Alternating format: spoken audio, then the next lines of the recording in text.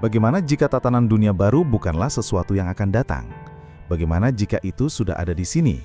Dan bagaimana jika Barat tidak lagi memegang kendali penuh? Selama hampir 1 abad, dunia telah beroperasi berdasarkan seperangkat aturan yang sebagian besar ditulis oleh Amerika Serikat dan sekutunya, G7, Bank Dunia, IMF. Mereka adalah arsitek ekonomi global. Tetapi sesuatu yang mendasar sedang bergeser. Sebuah aliansi baru yang kini mewakili mayoritas populasi dunia terus meningkat. Mereka tidak hanya meminta kursi di meja, mereka sedang membangun meja baru. Ini bukan sekedar blok perdagangan lain. Ini adalah perubahan mendasar dalam kekuatan global yang dapat mempengaruhi segalanya.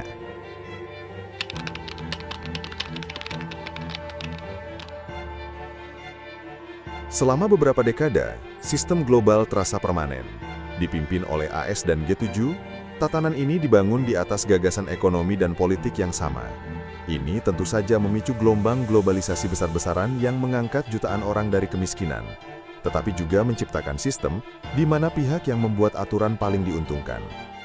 Keputusan besar tentang keuangan, perdagangan, dan politik dibuat di Washington dan Brussels, seringkali dengan sedikit masukan dari seluruh dunia. Konsentrasi kekuasaan ini tidak disukai semua orang. Banyak negara berkembang sering disebut global selatan, merasa suara mereka diabaikan, dan pertumbuhan ekonomi mereka terhambat oleh sistem yang tidak mereka bantu rancang.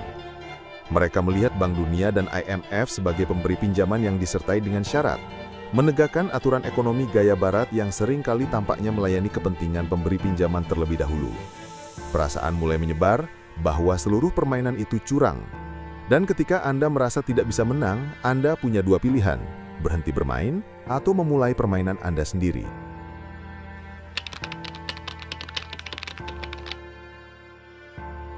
Disinilah BRICS masuk.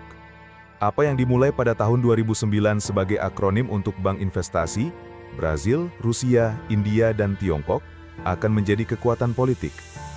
Afrika Selatan diundang dan bergabung pada tahun 2011, menambahkan kehadiran Afrika dan mengokohkan nama tersebut.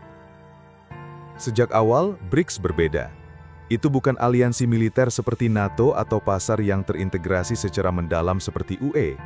Itu adalah kelompok yang lebih longgar, platform bagi ekonomi-ekonomi berkembang utama untuk berkoordinasi dan menyuarakan pendapat mereka. Secara resmi, tujuan mereka adalah untuk mempromosikan perdamaian, pembangunan, dan kerjasama. Tetapi tujuan yang tidak terucapkan sama pentingnya, untuk menciptakan dunia multipolar, dunia yang tidak lagi didominasi oleh satu blok negara. Mereka mulai mendorong reformasi di Dewan Keamanan PBB dan badan-badan keuangan global lainnya, dengan alasan bahwa institusi-institusi ini tidak mencerminkan realitas ekonomi abad 21.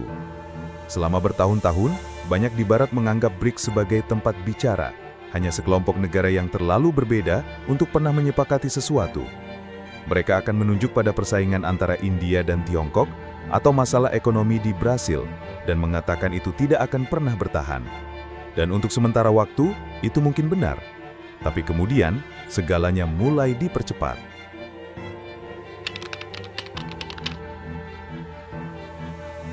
Titik balik sesungguhnya terjadi pada tahun 2024. Pada sebuah KTT di Kazan, Rusia, BRICS mengumumkan ekspansi terbesarnya. Pada awal 2025, blok ini telah tumbuh secara signifikan. Mesir, Ethiopia, Iran, Arab Saudi, dan Uni Emirat Arab semuanya bergabung sebagai anggota penuh. Tiba-tiba, BRICS bukan lagi hanya segelintir negara. Itu adalah aliansi yang luas yang membentang melintasi benua, dengan akar yang dalam di Afrika, Timur Tengah, dan Asia.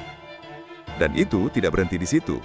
Blok ini menciptakan kategori negara mitra yang baru, membawa negara-negara seperti Belarus, Bolivia, Kuba, Kazakhstan, Malaysia, Nigeria, Thailand, Uganda, Uzbekistan, dan Vietnam ke dalam lingkarannya. Pada pertengahan 2025, jika Anda menggabungkan anggota penuh dan mitra-mitra baru ini, kelompok ini mewakili lebih dari 55% populasi dunia dan sekitar 44% ekonomi global diukur dengan daya beli. Ini bukan lagi hanya sebuah klub. Pesannya jelas, gerakan ini menjadi arus utama.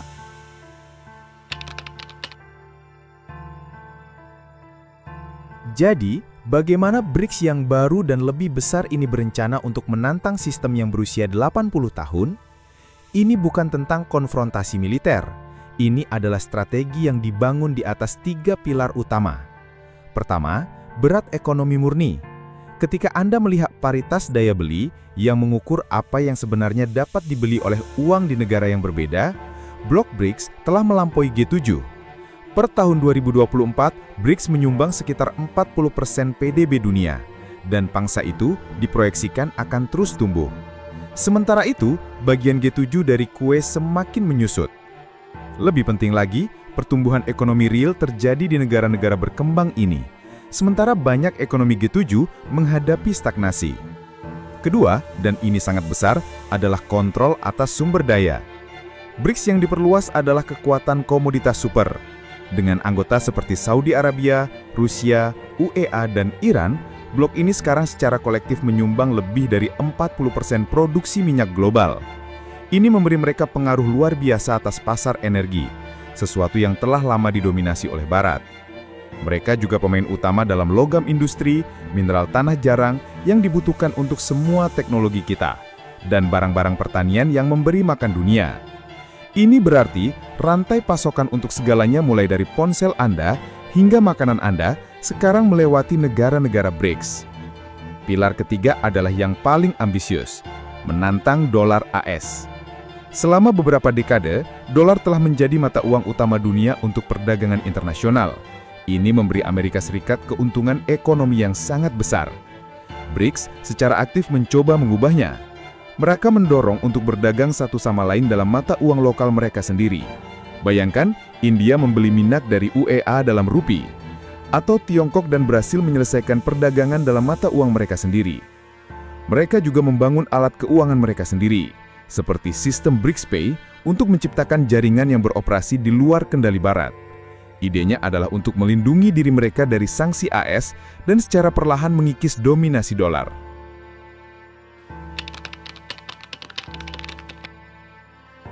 Sekarang, untuk tampilan tanpa filter, kita harus jujur, BRICS bukanlah kelompok yang sepenuhnya bersatu. Aliansi ini sangat beragam, dan itu membawa beberapa tantangan internal yang serius. Kekuatan terbesarnya, ukurannya dan jangkauannya, juga merupakan potensi kelemahan. Garis patahan yang paling jelas adalah antara dua anggota terbesarnya, India dan Tiongkok.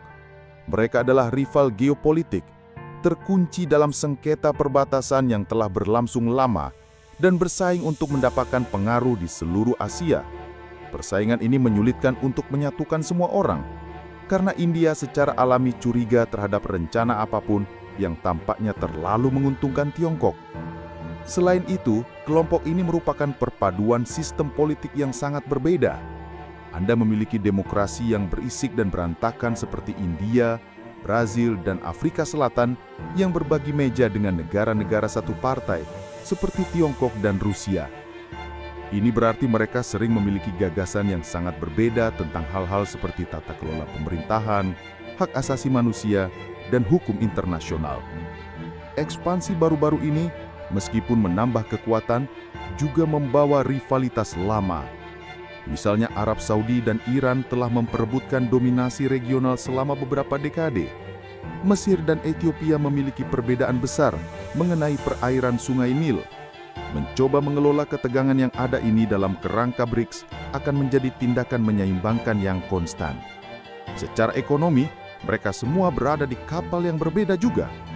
Tiongkok dan India masih tumbuh cepat, tetapi negara-negara seperti Brasil dan Afrika Selatan telah berjuang melawan resesi, korupsi, dan ketidaksetaraan. Perlambatan ekonomi Tiongkok sendiri membuat Anda bertanya-tanya, apakah ia dapat terus menjadi mesin utama kelompok tersebut? Tidak seperti G7 yang merupakan klub negara demokrasi kaya yang cukup mirip, BRICS adalah koalisi raksasa dan masing-masing memiliki agenda sendiri, masalah sendiri, dan visi sendiri. Mencoba menemukan satu jalan ke depan tidak akan mudah.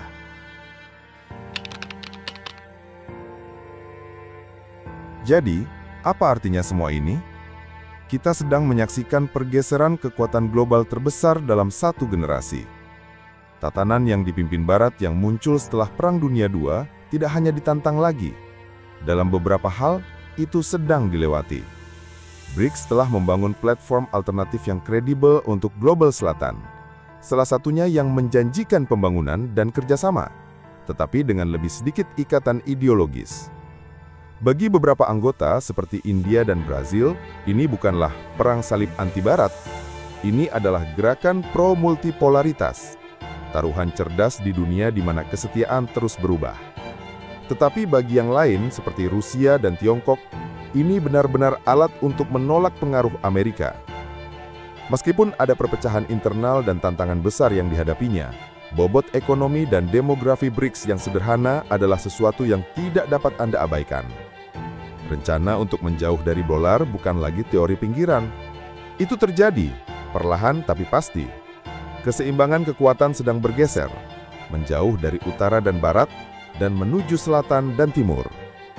Potongan-potongan di papan catur sedang bergerak, dan permainan baru telah dimulai. Pertanyaannya bukan lagi apakah tatanan dunia akan berubah, tetapi siapa yang akan muncul di atas ketika itu terjadi. Pergeseran kekuatan global ini berdampak pada kita semua. Apa pandangan Anda tentang masa depan tatanan dunia? Bagikan pikiran Anda di kolom komentar di bawah. Dan jika Anda ingin terus menggali lebih dalam bersama kami, pastikan Anda menekan tombol suka, berkomentar, dan subscribe Langit Narasi. Dukungan Anda sangat berarti bagi kami.